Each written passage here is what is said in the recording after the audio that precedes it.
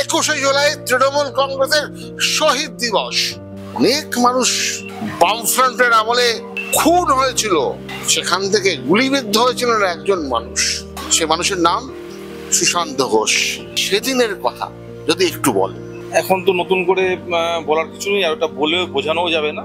তবে এটুকু বলতে পারি যে 21শে জুলাই আন্দোলনটা ছিল ভবিষ্যতে মমতা বন্দ্যোপাধ্যায়ের মুখ্যমন্ত্রী হওয়ার প্রথম সোপান, এবং ভারতবর্ষের মানুষ বিশ্বাস করতে শিখেছিল যে পশ্চিমবঙ্গের মাটি থেকে সিপিএমকে সরানো সম্ভব সেদিনের আন্দোলনের ফলে।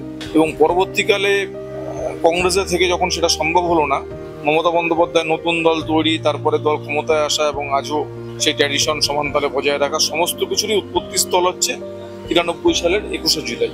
আর আজকে আমরা ভারতবর্ষের নাগরিক হিসেবে যে পরিচয়পত্রটা নিয়ে ঘুরে বেড়াচ্ছি, সেদিনকে সেই আন্দোলনটা না হলে বোধহয় আজকে সেই সচিত্র পরিচয়পত্রটা ভারতবর্ষের মানুষ হাতে পেত কিনা সন্দেহ আছে। কাজেই অনেকগুলো রাজনৈতিক দিক থেকে 21শে জুলাই অনেক তাৎপর্যপূর্ণ একটা দিন, শুধুমাত্র 13 জনের শহীদ হওয়ার দিন না, বাংলার রাজনৈতিক মানচিত্রে পরিবর্তনের ক্ষেত্রে একটা পীঠস্থান হচ্ছে 21শে জুলাইয়ের দিনটা।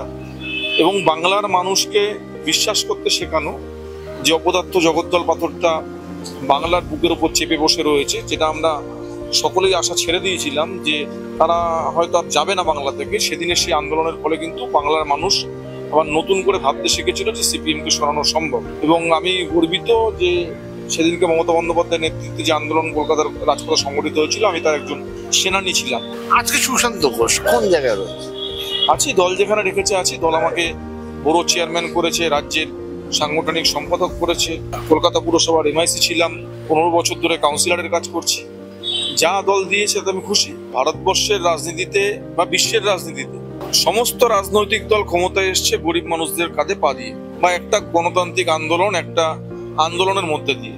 কিন্তু পরবর্তীকালে সেই দল যখন ক্ষমতায় বসে, সেই আন্দোলনটাকে তারা অস্বীকার করেছিল। আমরা বাংলায় মরিচচাপি দেখেছি, আমরা বাংলায় খাদ্য আন্দোলন দেখেছি, কিন্তু একমাত্র 21শে জুলাইয়ের আন্দোলন, যেখানে আজও পর্যন্ত 93 সাল থেকে আজকে 2024 সাল, যে বাংলার সেই আন্দোলনের সঙ্গে যারা যুক্ত ছিলেন বা আন্দোলনের হয়ে যারা মৃত্যুবরণ করেছিলেন, শহীদ হয়েছিলেন, তাদেরকে আজও প্রাসঙ্গিক করে রেখে দিয়েছেন মমতা বন্দ্যোপাধ্যায়। যতদিন মমতা বন্দ্যোপাধ্যায় বাঁচবেন, 21শে জুলাই শহীদদের প্রাসঙ্গিকতা থাকবে। এবং আমরা যে শহীদদের ভুলে যাইনি, মমতা বন্দ্যোপাধ্যায় 21শে জুলাই শহীদ তর্পণের মাধ্যমে সেটা প্রত্যেক বছর পালন করে।